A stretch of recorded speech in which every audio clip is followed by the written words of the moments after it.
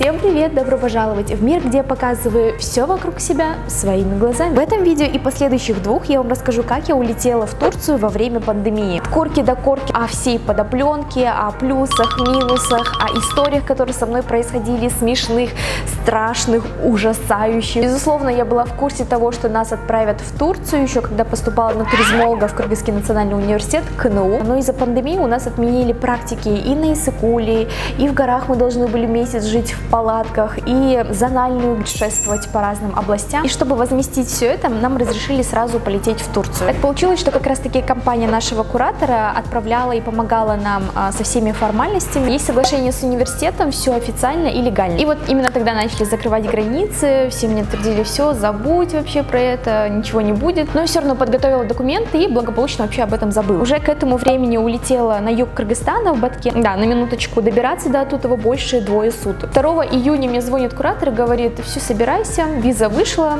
билеты куплены, завтра улетаешь. Это было неожиданно. Было ясно, что чтобы успеть на самолет, нужно выходить просто незамедлительно. Чемодана не было, вещи были не собраны. ПЦР вообще за 6 часов до вылета сдается. Так как я была поближе к Ошской области, я хотела в Аше сдать, но сказали: нетушки, просто пулей летим в город, папа не спал 2 суток. Мы все потные, уставшие доезжаем до города и просто в спешке начинаем искать Банецкий. В одном большая очередь, в другом время сдачи уже закончилось. Как-то мы сдали и поехали за чемоданом в Дордой. В моей памяти это был просто такой затуманенный, стрессовый момент, я ничего не помню. Так вот, мама с одной стороны говорит, папа с другой стороны, сестренка там еще что-то ходит, выбирает. Осталось буквально пару часов, чтобы докупить вот эти вещи. Как вы думаете, что это, зачем это? Все мы, в общем, на нервах, все на друг друга орут, а я влог снимаю. Не могла же я вас без контента оставить, да? Сегодня 4 июня, и буквально через час мы летим в Турцию.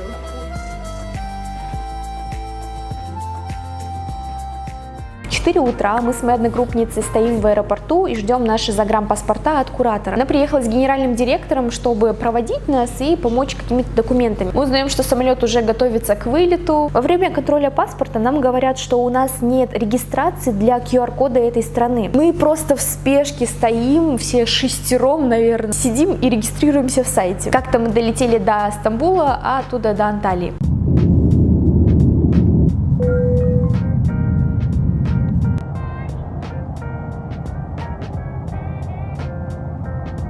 Я все это благополучно сняла на влог. Если вам интересно, ссылка будет внизу. Посмотреть все это детально, именно как все это происходило в процессе.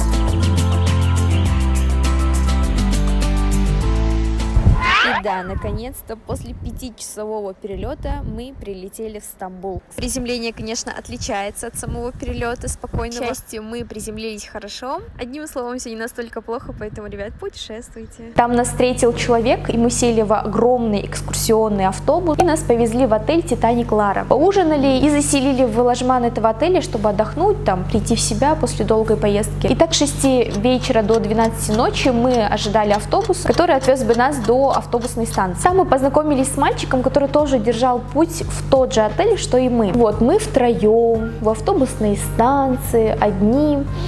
Ждем машину с надписью «Бодрум». Все хорошо, мы загрузили свой багаж, занялись свои места. Ничего не предвещало беды. Осталось 5 минут до отбывки. Вот один человек начал подходить к каждому и что-то проверять. Ну вот он проверяет, и мы понимаем, когда он доходит до нас, что мы не купили билеты. Забыли самое главное. Нас просят выйти из транспорта, мы стоим в шоке, вообще не знаем, что делать. Пули за билетами. Там от нас требуют какой-то документ, а мы тупо не понимаем, что он от нас хочет. Стояли 3 минуты или даже больше. Такая стрессовая ситуация. В багажнике наши вещи, автобус уже уезжает. Вся на нервах, достаю все документы и начинаю просто ему показывать все подряд, что он от нас хочет. По итогу нам выдали билеты и дали деньги, 100 лир. Как бы должны были дать мы, но дали нам. Не знаю, может быть, ему настолько нас стало жалко. Ехали мы 8 часов в комфорте. Дали перекусить, был Wi-Fi, были вот эти вот точки для подзарядки телефона. Здесь очень даже неплохо. Зарядка здесь есть, телек.